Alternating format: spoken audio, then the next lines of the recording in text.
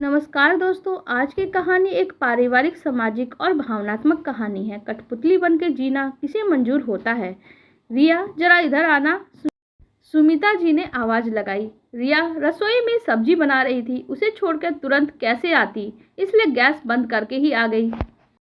जी mummy जी, कहिए, रिया ने पूछा। मेरी घड़ी नहीं मिल रही है, उसे ढूंढ दो। सुमिता जी ने कुर्सी पर बैठकर कहा। आप कहीं जा रही हैं? नहीं तो, मैंने तो ऐसे ही कह दिया। रिया झेप गई और घड़ी ढूंढने लगी। साड़ियों की अलमारी में देखा, पलंग के दोनों साइड टेबल पर भी देखा, रुमाल के नीचे तलाशा, पर घड़ी कहीं नहीं मिल रही थी। तभी सुमिता जी ने कहा, अच्छा याद आया, मेरे पर्स में ही होगी। तुम जाओ अपना काम करो। रिया को 15 मिनट पहले ही बर्बाद हो चुके थे। वो रसोई में गई, फिर से गैस जलाई और सब्जी बनाने लगी। तभी सुमिता जी आ गई। मेरा खाना लगा दो, नीचे मेरी सहेलियां घूमने के लिए मेरा इंतजार कर रही हैं। मम्मी जी, अभी सब्जी बनने में समय लगेगा। ओहो, तुम कितना धीरे धीरे काम करती हो, अभी तक सब्जी भी नहीं बना पाई, इतनी देर से क्या कर रही थी? सुमिता जी गुस्से में बोली।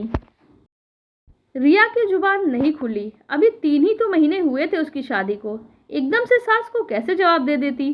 फटाफट हाथ चलाया और सब्जी बनाकर खाना परोस दिया। तब तक ससुर जी भी आ चुके थे। उनका भी खाना लगाया और हरीश ने घंटी बजा दी। बहू, दरवाज़ा खोल दो। रिया ने रोटी बनाते हुए हाथ धोए और दरवाज़ा खोलने गई। सोफे पर ही ननंद रिंकी बैठकर टीवी देख रही थी। उसने उठकर दरवाज़ा भी नहीं खोला। अंदर आई तो सास बोली, ससुर जी की थाली में रोटी नहीं है, थोड़ा थोड़ा जल्दी हाथ चलाना सीख क्यों नहीं लेती? रिया चुप रही और रोटी बनाने लगी। हरीश ने कपड़े बदले और वो भी खाना खाकर कमरे में चला गया और रिया को रसोई समेटने में बहुत देर हो गई। कमरे में पहुंची तो हरीश चिल्लाकर बोला, कब से तुम्हारा पति कमरे में अकेला बैठा तुम्हारा इंतजार कर रहा है और तुम हो कि रसोई के कामों में ही लगी पड़ी हो। रिया को हरीश का चिल्लाना और वो स्पर्श दोनों ही कांटों के समान लग रहा था। सुबह रिंकी कॉलेज जा रही थी तो उसने कहा, भाभी मेरा टॉप आपने प्रेस नहीं किया, आपको रात में ही कहा था। आपको तो कुछ याद ही नहीं रहता है। नाश्ता बनाने में व्यस्त रिया कुछ कहती, इससे पहले रिंकी बोली, अब नाश्ता तो दे दो, मुझे देर हो जाएगी। पर दीदी, आप तो 9 बजे जाने वाली थी और अभी तो 8 ही बज रहे हैं, इतनी जल्दी नाश्ता नहीं बना है। रिया का इतना कहना हुआ कि रिंकी गुस्सा हो गई। मम्मी, भाभी को समझा लो, मुझे कितने सारे सवाल करते रहती है। मेरी मर्जी, मैं 9 बजे कॉलेज जाऊँ या 8 बजे जाऊँ, इनका काम तो नाश्ता बनाना है और वो अभी तक बना नहीं है। रिंकी का इतना कहना हुआ कि सुमिता जी का भी पारा चढ़ गया। बहू, तुम्हें रिंकी के जीवन में दखल अंदाजी करने का कोई हक नहीं है। वो कितनी भी बजे भी जाए, कहाँ भी जाए, वो उसकी मर्जी है। रिया ने चुपचाप अपना काम किया और अपने कमरे में आ गई। आंखें भरी हुई थी, दिल में दर्द था। उसकी तो कोई गलती भी नहीं थी। इस घर में हर कोई जिसे देखो उसे उस पर चिल्लाते रहता है, अपने इशारों पे नचाते रहता है। वो कोई कठपुतली है जो सबके इशारों पे नाचती रहे? 3 महीने पहले चाचा चाची ने उसकी शादी की थी। माता पिता तो बचपन में ही एक दुर्घटना में चल बसे थे। चाची और चाचा भी इसी तरह हर छोटी छोटी बात पर उस पर चिल्लाते रहते थे, सारा दोष उसी का बतलाते रहते थे। हर बार वो चुप हो जाती थी, सहम जाती थी और यही आदत उसकी यहाँ भी है। सोचा था शादी के बाद तो कोई सुख मिलेगा, पर हरीश भी गुस्सैल स्वभाव के हैं। गलती हो या ना हो, डांट देते हैं। रिया की चाची की बेटी ज्योति एक वही थी जो उसे समझती थी, हर बात में रिया का साथ देती थी। यहाँ तक कि अपने मम्मी पापा के गलत व्यवहार का विरोध ज्योति करती थी और उसे डांट कर चुप करा दिया जाता था। रिया ने ज्योति को फ़ोन किया। ज्योति, आज भी मुझे डांट पड़ी, समझ में नहीं आता ईश्वर ने मेरी किस्मत किस कलम से लिखी है। ना मायके में सुख मिला है और न ससुराल में ही सुख मिल रहा है। मैं बहुत परेशान रह रही हूँ, कोई मेरी बात नहीं सुनता, कोई समझता ही नहीं है। और रिया ये कह के सुबकने लगी। जीजी, कब तक रोती रहोगी? जवाब देना सीखो, इस तरह से आपकी ज़िंदगी नरक बन जाएगी। आप इस घर में थे तो एक उम्मीद थी कि आगे का घर परिवार शायद अच्छा मिलेगा, पर अब इसके आगे कोई उम्मीद नहीं है। आपको खुद अपने लिए आवाज़ उठानी होगी, अपनी किस्मत खुद संवारनी होगी। गलत का विरोध करना सीखिए। मैं क्या कर सकती हूँ, मुझसे तो बोला भी नहीं जाता। रिया रोते हुए बोली, पहले आप रोना बंद करिए, मजबूत बनिए, बड़ों का सम्मान करिए, पर गलत का विरोध भी करिए। हर किसी की आवाज़ पे अपना काम छोड़कर भागना छोड़ दीजिए। जो काम आप पहले से हाथ में रखी हुई है, पहले उसे निपटाइए। ज्योति से बात करके रिया को बहुत तसल्ली मिली। उसने अपनी माँ को मन ही मन याद किया और सो गई।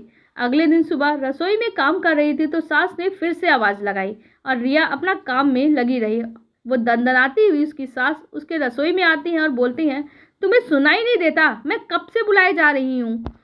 मम्मी जी, मैं रिंकी दीदी के लिए नाश्ता बना रही थी, उन्हें देर हो जाएगी। रिंकी को तो 9 बजे कॉलेज जाना है, अभी तो 7 ही बजे हैं, इतनी जल्दी क्या है? बाद में बना लेती। पहले मेरे कमरे में आकर मुझे वो नीली वाली साड़ी निकाल के दो। मम्मी जी, कल रिंकी दीदी को 9 बजे की जगह 8 बजे जाना था, क्या पता आज 7 बजे ही चली जाएं। और आप ही ने तो कहा था कि मेरा काम नाश्ता बनाना है, ना कि उनकी ज़िंदगी में दखल अंदाजी करना, तो मैं नाश्ता बना रही हूँ। साड़ी बाद में ढूंढ लूँगी, आप पहले नाश्ता का देख लीजिए, नाश्ता ज़्यादा ज़रूरी है। रिया का जवाब सुन के उसकी सास चुप हो गई। भाभी, आपने अभी तक मेरी इस ड्रेस को प्रेस नहीं किया, मुझे दोस्तों के साथ पार्टी में जाना है। रिंकी ने टीवी देखते हुए कहा। आप खुद भी तो प्रेस कर सकती हैं ना, मुझे क्यों बोल रही हैं? वैसे भी मुझे रसोई में काम है, वरना आपको तो देर हो जाएगी। वैसे भी आप तो टीवी ही देख रही हैं, तो अपना काम खुद भी कर सकती हैं, मुझे और भी काम होते हैं। रिया के जवाब के आगे रिंकी की बोलती बंद हो गई। अब उसने अपना कोई भी काम रिया को बताना ही छोड़ दिया। रात को रिया ने सबके लिए रोटी बना के कैसरोल में रख दी और खुद कमरे में चली गई। वहाँ पे हरीश को बहुत आश्चर्य हुआ कि आज इतनी जल्दी कैसे आ गई। खाना नहीं बनाया क्या? खाना बना के मैंने रख दिया है, जिसको खाना है वो लेकर खा लेगा। अब गरम फुलके सेकने के चक्कर में मैं क्यों समय बर्बाद करूं? मैं क्या सारा समय रसोई के ही कामों में लगी रहूंगी? रिया की बातें सुन के हरीश झेप गया। अब उसके पास भी कोई जवाब नहीं था। आखिरकार 2 दिन में रिया ने सबको अकल ठिकाने लगा ही दिया, सबको उनके अनुसार जवाब देकर। अब रिया सबकी आवाज़ पर दौड़ती हुई कठपुतली नहीं बनी थी। सब लोग खाना खा रहे थे, घंटी बजती है, पर रिया अपना काम छोड़कर नहीं जाती है। सब चिल्लाते रहते हैं, पर वो एक कान से सुनकर दूसरे कान से निकालना शुरू कर चुकी थी। आखिरकार लोगों को धीरे धीरे समझ में आ चुका था कि रिया के रंग ढंग अब बदलने लगे हैं। सबकी आवाज़ धीमी हो गई और रिया घर की सभी जिम्मेदारी निभानी थी, पर अपने तरीके से निभा रही थी। पूरा घर रिया ने संभाल तो रखा था, कोई कुछ नहीं बोलता था। ज्योति ने हिम्मत दी तो रिया ने इतना बड़ा कदम उठाया, जिसकी वजह से उसका सम्मान बच पाया। कभी कभी आत्मसम्मान के लिए खुद ही आवाज़ उठाना पड़ता है, क्योंकि लोगों के मन में आपके लिए सम्मान तब तक नहीं आता है जब आप खुद का सम्मान नहीं करते हैं। आप लोगों को हमारी ये कहानी कैसी लगी कमेंट सेक्शन में ज़रूर बताइएगा। साथ ही वीडियो को लाइक कर दीजिएगा और हमारे चैनल को भी सब्सक्राइब कर लीजिएगा। धन्यवाद।